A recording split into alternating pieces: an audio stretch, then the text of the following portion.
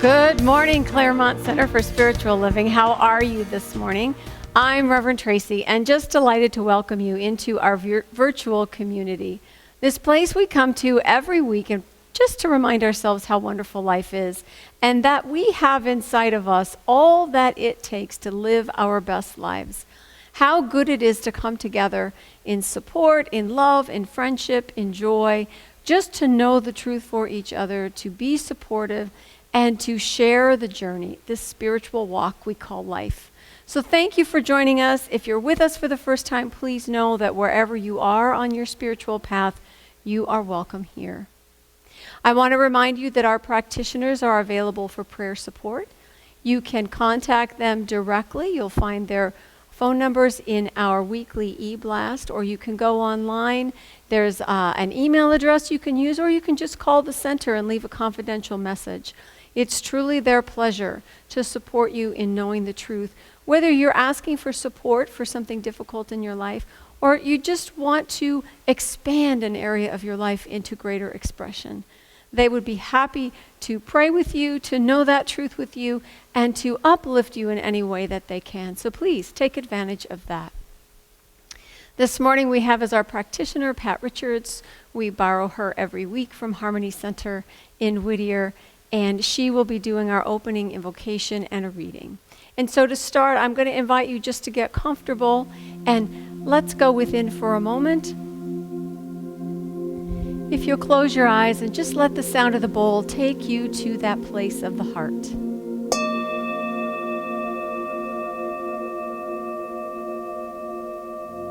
Breathing into that sound and allowing yourself to relax just a little bit more.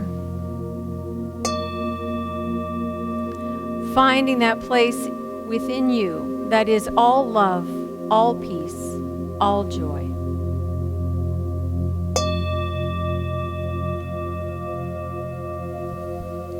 And right here, right now, in this amazing God-filled space, we know that God is. And what a gift of a new day we have this morning. It's a little brisk outside, a little chilly. And oh my goodness, what an amazing morning it is because of all the rain. That God's rain that has come in and gotten rid of all the stuff that no longer serves us, gotten rid of the smog and the staleness in the air.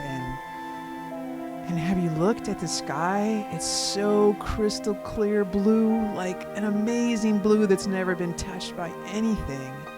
And you can see the snow on the mountains, so pristine and brilliant white. And oh, did I mention the green grass? It's a luxurious, really rich, vibrant green.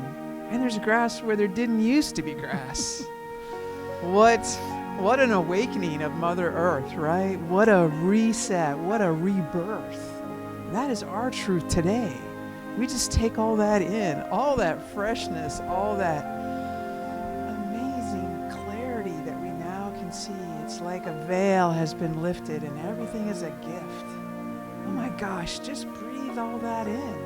It's excitement, it's newness, it's like a joy. It's a precious, precious gift. So step into that and claim that gift for you.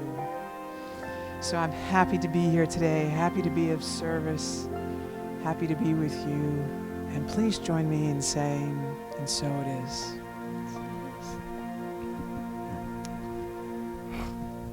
So my reading today is from the Guide for Spiritual Living and the Science of Mind, and it's called Clear Up Consciousness, Rise in Spirit, and it's from Sharon Hudson. Many of you might know her. And she begins, I have a pin that says, Mind Your Mind. It was given out years ago at an annual retreat at Asilomar. I have kept it as a reminder of the power of thought to create and that I must pay attention to my thinking. Fortunately, not every thought is creative. Life would be a bit chaotic if that was the case. It is the deep-seated convictions, as Holmes says, that show up in life. Often we don't even realize where they come from. We are inundated from birth with ideas and experiences that create our perception of the self and of the world. Some of it is simply not true, and yet it is creating our experience in life. The good news is we have the power to change these beliefs that lie deep within. Imagine a huge jar filled with muddy water. The jar represents my deeper consciousness where all of my experience and beliefs reside. Some are good, some are not. We can clear the water by pouring in fresh, crystal clear water. We have the power to clear out our deeply held concepts by bringing to mind again and again the light of truth. There is one power, one life. That life is my life now. Abide in the sense of oneness and wholeness. Thoughts of love and joy heal what lies within. See yourself through new eyes that behold your glory, and you will find the future unfolding in wonderful ways. And so it is. Unfolding in wonderful ways. I like that. This month we've been having conversations about beginnings.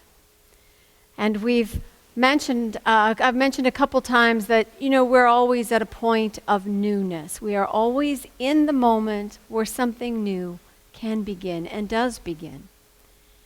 And one of the things that activates that forward motion, that new beginning, that energy of something exciting happening, is when we say yes. My title today is The Path of Yes.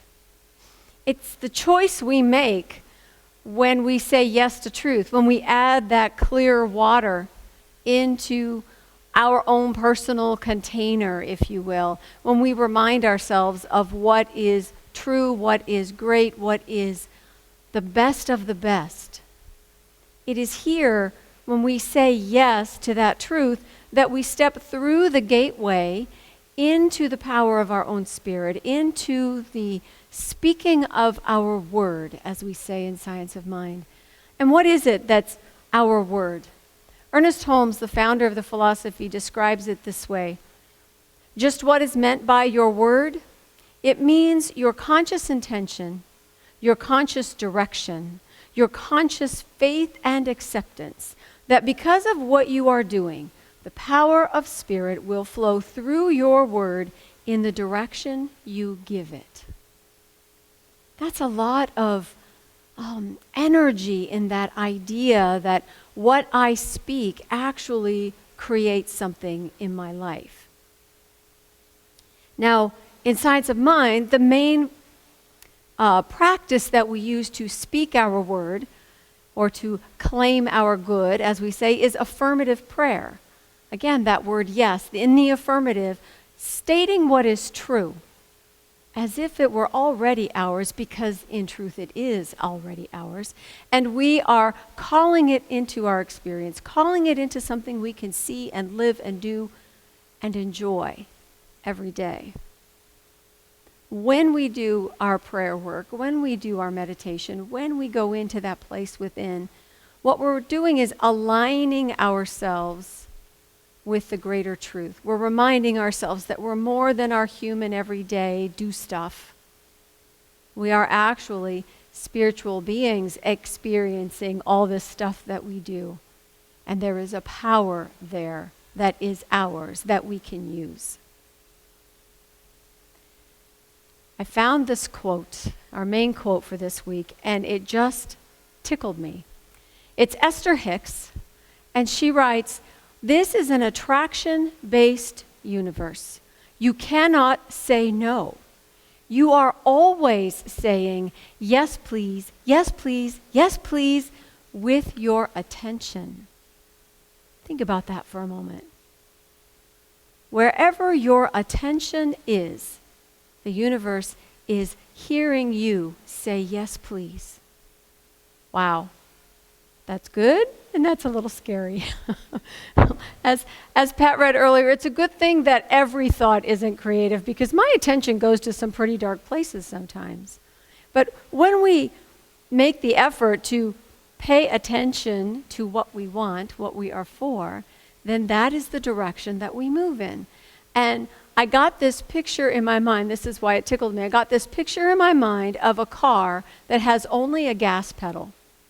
So the car is in motion. You can't put your foot on the brake. There isn't one. You are moving, so you might as well steer.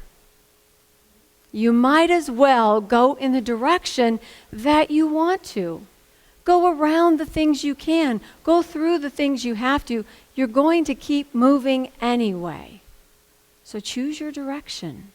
You are in charge.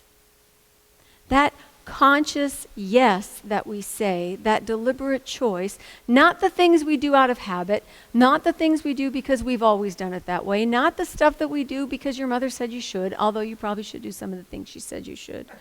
But the conscious yes, our true choice, is moving our lives in the direction of our desires, our skills and talents, our call of the soul. And that's where our power lies. Now, I don't need to tell you that in this last year we've been faced with many challenges. That desire to connect and be with family and friends and move about freely has been thwarted. And we've learned how to say yes to new ways of connecting, right? We have Zoom dinners, and we go back to the drive-in movies, and we use FaceTime to talk to the kids instead of just on the phone, or we wave through the window. Not ideal, but still giving us access to connect with each other. Still allowing us to find the faces and the places that bring us joy, that allow us to feel our sense of belonging, that give us a way to express the love that we are. Reverend Dr. Sharon Hudson said that behind every experience in life, there's a greater yes that awaits your acknowledgement and response. It's that divine yes that's within us that can't be denied. It's the part of us that moves us forward no matter what's going on. It's the same energy that pushes the grass up through the cracks in the sidewalk, or the tree out of the rock in the side of the mountain. It cannot be denied, this divine yes. And our spiritual practice is meant to bring us to a place where we find and hear and resonate and acknowledge and respond to that yes, to that forward life, to that expansion that is our true nature. That alignment we do when we pray, that reminding ourselves that life is joy, life is love, that there is beauty in the world, and I am that. All that Spirit is lives in me. And so for me to find my way to peace when I am not feeling peaceful means I go within and remind myself that the greater picture is one that includes peace, which means I include peace, which means it's right here. That alignment process is our spiritual practice, that reminder that we need when we are confused by what we're taking in with our five senses. The heart knows, has the clear vision, puts us right back in place, in the place of our power. If we say yes in prayer on purpose, like for reals, like we mean it, then we are going to move in a direction that feels healthy and positive and energizing. Ernest Holmes says that the muddy water of the subconscious, right? As great as the subconscious is, its tendency is set in motion by the conscious thought. And in this possibility lies the path to freedom. So even though we all carry all of our experiences, all of our beliefs, all of our cultural influences, some of the things we've healed, and we know there's a few more we have not, even though that's all there, when we make a conscious choice, we are choosing to add the clear water. We are not giving way to what we've always done because it's always down there in the bottom somewhere. We are overriding the old way because we are consciously choosing the new. the new word, the new thought, the new action. Now, we have many new things in motion. We've just started a new year. There's new vaccines. We have a new president. You probably have some newness on your own calendar this year, maybe not too far in advance, but we're working it. But there is an energy that has shifted. And I feel that. Do you feel that? That we're not where we want to be completely, of course not, but there's still that energizing power at work. And it shows up as this interconnectedness that we grow more and more aware of, that we are all in this together. That it shows up in our desire to have a little fun, relax a little bit, sleep a little better, laugh a little more. Do you have a favorite Bernie meme? Now, for those of you that may not know, if you watched the inauguration, there was a couple of shots of Bernie Sanders in his chair with his winter clothes on, his mask on, and these really large, cumbersome woolen mittens. Now, the mittens have their own story. There's a woman in Vermont who recycles old woolen sweaters and other winter wear into mittens and scarves and things like that. And so he has a pair of these mittens, and it's actually a great hobby of hers, and it's a way of recycling and putting back out into the community. She gives them away. But there's something about taking that picture of Bernie sitting in his chair in his mittens and his mask, and then photoshopping it into any possible scenario you can think of. Now, we all have our favorites. I personally like the dating game. Here's Bernie sitting on one side of the brightly colored stage with the three beautiful women contestants on the other side of the partition. There's one of him going by in his chair at an angle past the window with Dorothy looking on during this hurricane in Wizard of Oz. There's just no end to the there's one of him sitting at the table of the Last Supper. So what I'm aware of is that every single one of them, no matter how stupid, makes me laugh. We are thirsty for laughter. We are thirsty for the clear water of truth. We are hungry for that energy that feeds and fulfills us because we have come through some very difficult times. And most of us are feeling a little depleted. Our usual ways of renewing and refreshing and relaxing ourselves haven't been working for a while.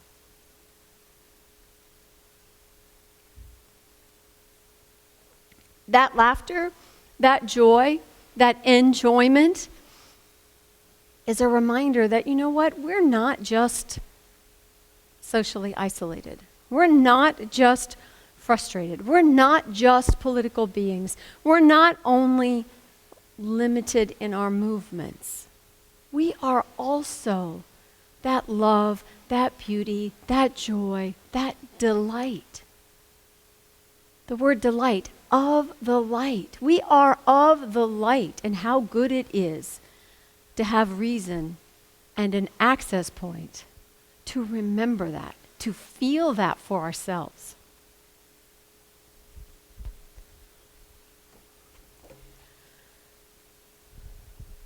We have a chance with this energy of the newness of things that is around us to tap into that within us, to steer ourselves in the direction of that love, that joy, that kindness, that compassion, that laughter, beyond the frustration, beyond the weariness.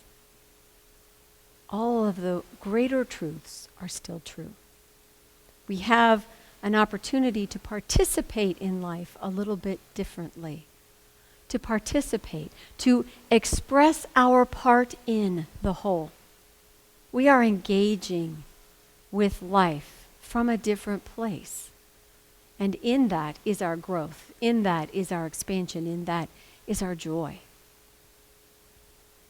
Now, I took an informal survey this week, very informal. I asked several people, what's the most energizing or rejuvenating thing that you did for yourself during this past year? What, in spite of the politics and the pandemic, what filled you up that you were able to do this year?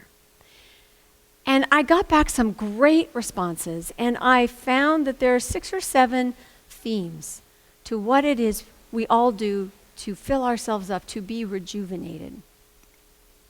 The first one that showed up was being of service, helping someone else. Did you have a chance to get groceries for someone, or to be the driver, or to make the phone calls and help someone out? When we serve others, we are given the gift. And so being of service is one way to refill that energy. Another very popular one was being in nature. It didn't matter if it's a bike ride or a car ride or just taking pictures or just taking a walk every morning. Being in nature is energizing. Tapping into the world that we are a part of and being reminded of that fills us up. Any kind of physical activity, whether, again, walking, running, biking, dancing in the kitchen, if you couldn't go anywhere. But physical motion, physical movement, what does that do for us? It always brings us to the present moment. If we're sitting still and just thinking, our minds will go to the future, or they'll go to the past, or they'll go into some inner emotional spiral that we've been carrying around our whole lives. Now, occasionally they go to happy thoughts. But the physical movement brings us back to the present and gives our mind a chance to clear. And that in itself is rejuvenating. There was a section of things that people did that kind of all came together under curiosity and imagination and play. One of the things people really enjoyed about this year was when they figured out how to play games with their grandkids online. Or when they picked up that hobby because they had all kinds of time on their hands and got back into the flow of being creative. I don't know if you remember, but at the very beginning of the pandemic, there were 10 million people all making sourdough bread for the first time. Pictures of sourdough bread on Facebook, ideas for starters, little recipe hints and tips and tricks. And it's I don't like sourdough bread, so it wasn't my thing, but I can appreciate the creativity. And that's what we are called to do. That's what fills us up. That's what puts us in the flow of life rather than only seeing the obstacles. And curiosity, discovering a new discussion group to be a part of online, or finding a book on your shelf that's been there forever that you never did read, and you're still kind of interested in that, so pulling that out and actually reading it. Or finding a program to watch, a show to watch that I'm sure I'm not the only one that's binge watched a little TV in the last 10 months, right? So some good shows, of course. And here's what's happening with all of these. We're tapping into the things that fill us up, even though the ways in which we used to do it still don't work right now, at least not very well. But in doing that, we tap into the power within us. We create the energy of creativity. And it's not like we're saying yes because we're trying to make something happen. We're saying yes so that we can allow this to move through us, allow life to move in and as us. In other words, we're not part of the problem. We're not part of the obstacle. We're part of the way forward. Our inner work that we do when we get still, when we go within, when we read something inspirational, when we have a conversation with friends about real things and we come away feeling uplifted, that energy is at the source of all that we do. So why wouldn't we want to steer ourselves in that direction? Why wouldn't we want to spend a little time where we can gas up, right? Joel Goldsmith says that when we go within, we don't turn to our own spirituality or our own goodness or our own strength or our own knowledge. We go within to unleash the infinite invisible. Unleash the infinite invisible. That sounds powerful. I really like that. And I want to invite you to do that with me right now. We're going to take a moment and go within. So I'm going to invite you just to get comfortable and to close your eyes.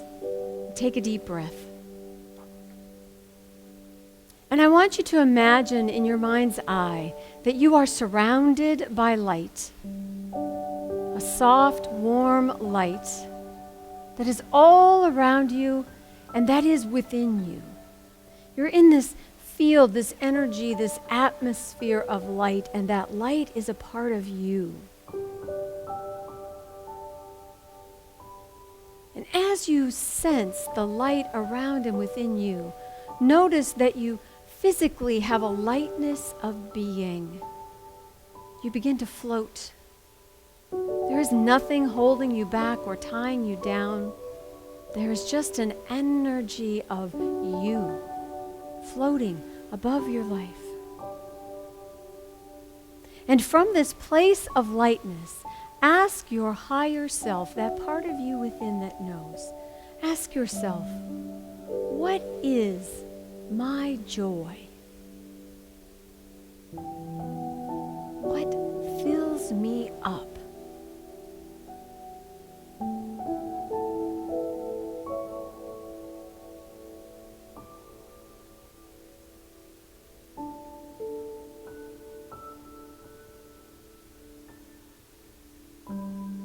What is it that energizes me?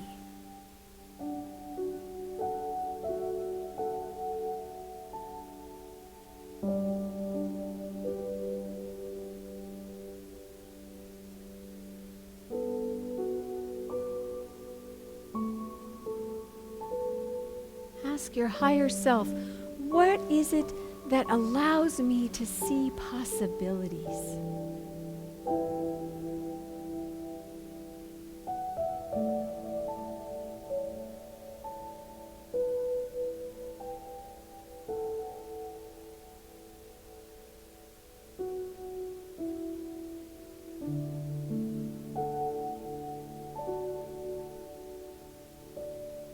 Where in my life do I experience delight?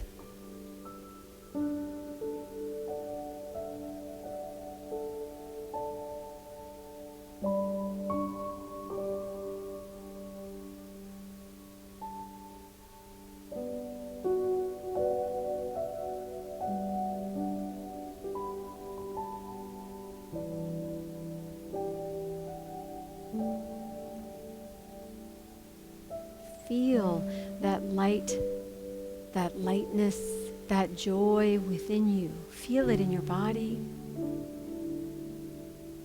Are you smiling?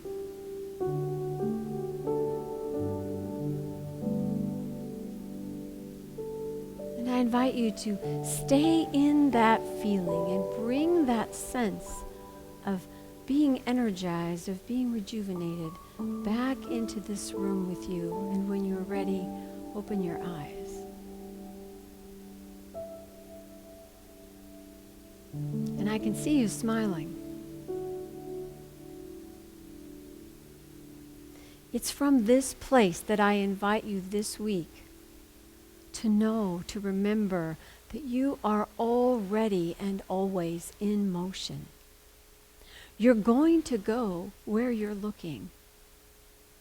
So say yes to the things that you want. Steer towards the things that refresh you. Find a way to laugh this week.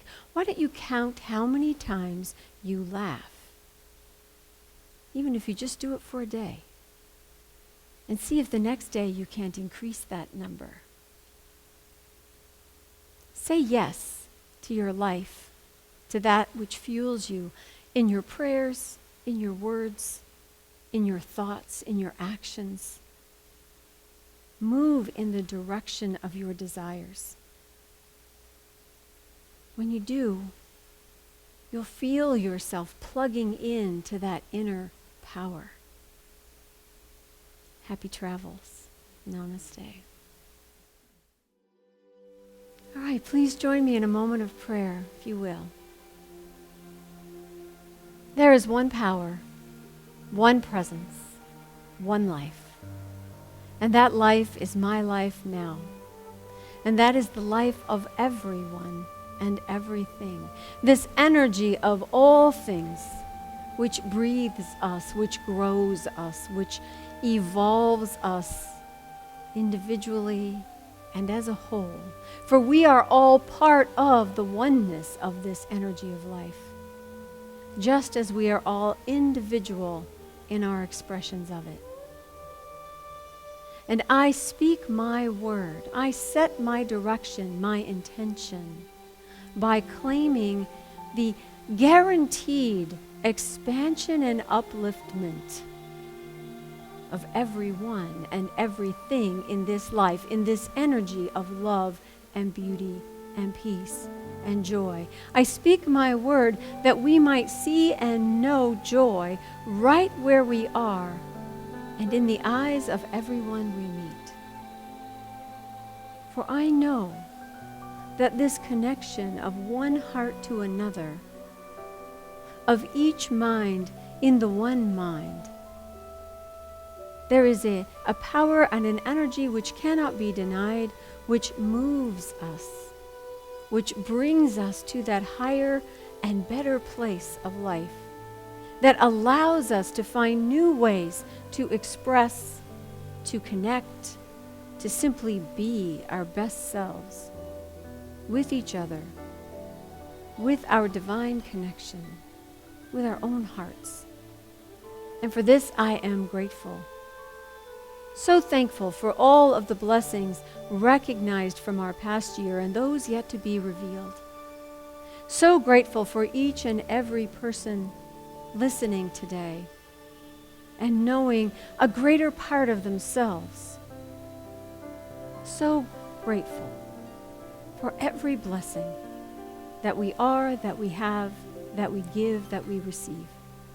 For I know that it is all God. It is all good, for that is the nature of life, and so it is.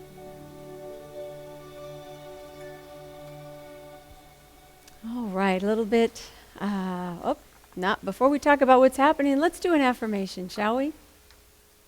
I invite you to repeat these words after me, taking them as your own. My life is set in motion by my word. I choose my good as I say yes to all that rejuvenates me. And so it is. All right. Well, do join us on Wednesday nights for meditation and our Gateway service. We have the information on our website, or you'll find the link on our Facebook page that tells you where to click or where to call to join us for meditation with Nisa at 6:15 and our Zoom service at 7. It's always a wonderful way to connect with our friends. And as we've been talking about, it's great to see each other's faces, even if they're in little tiny squares on the screen. It's still better than not seeing each other. So I'm looking forward to the time when we can be together again safely. It's not yet, just so you know. Right now, the weather is not really cooperating, although we could meet outside. I don't think we would be very comfortable. So for the time being, we'll stick to an online service, to our online meetings and classes and things. And I will let you know just as soon as we have the go-ahead to meet in person once again, when we can do that comfortably. Until then, please remember, you are loved.